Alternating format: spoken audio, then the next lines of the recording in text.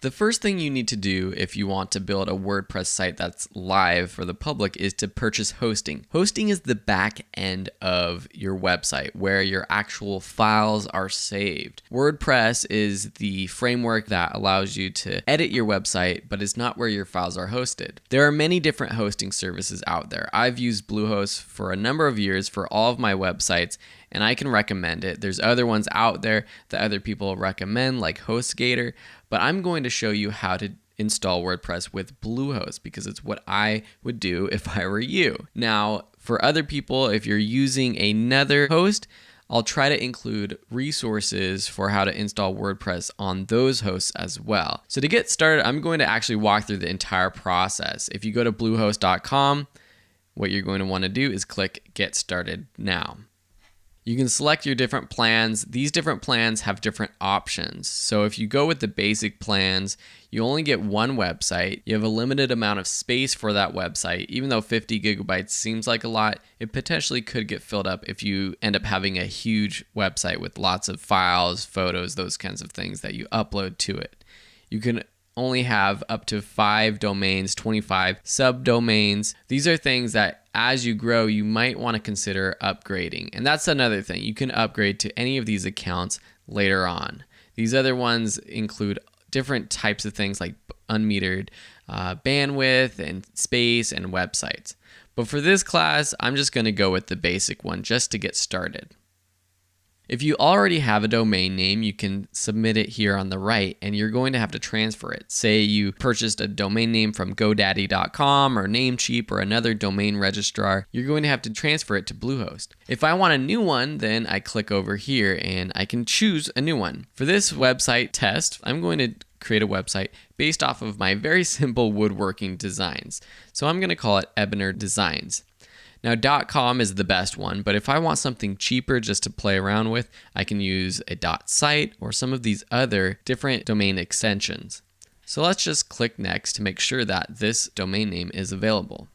It looks like it was available, so the next thing you would do is fill out your name and all of your information.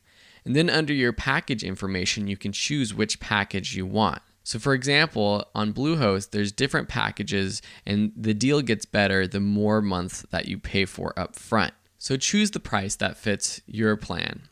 Now there's different options that you might want to consider. One is domain privacy protection. This is really important, and if you click any of these more information buttons, it will give you more information about it. If you don't have domain privacy protection, then your address and your email address are actually out in the public once you register for your domain name.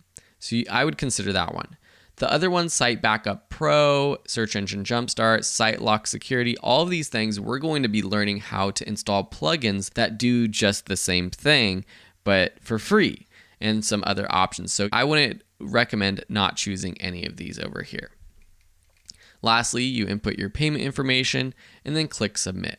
So go ahead, fill this out, and purchase your hosting before moving on to the next step. Once you have signed up for Bluehost, log into your account and under Hosting, click on cPanel. Then click Install WordPress. It'll take you to this new page and say Get Started. You're going to choose the domain name that you just registered. For me, I have different domain names that I've purchased. I'm actually using my main account for Bluehost now because I can purchase multiple domain names under the same host. So now I can click ebnerdesigns.com, which is the new website that I want to build for this course.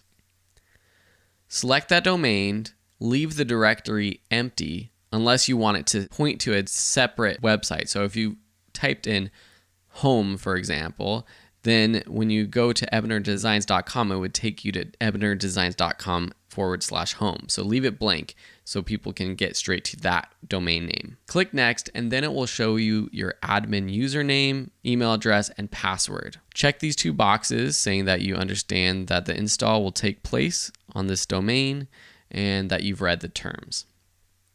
Then click Install.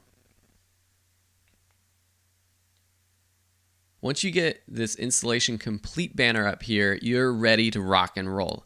You'll also receive an email with the web address and your information for logging in. So go ahead and go to the website address, which will be your domain name, wp.com or whatever your extension is /WP -admin. This is how you log on to your WordPress site.